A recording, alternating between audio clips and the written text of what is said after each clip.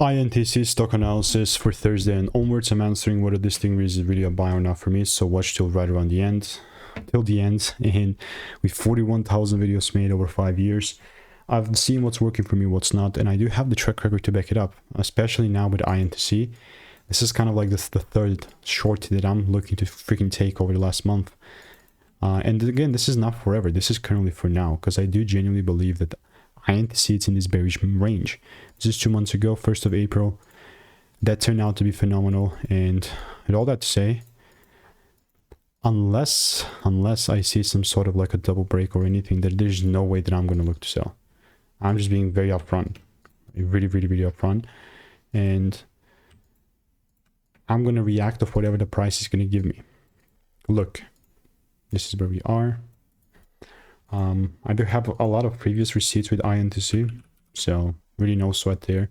If you want to learn how I'm making 5 to 10K per month trading, then yeah, just click the first link in the description, get my free emails, and I'll continue to keep you updated.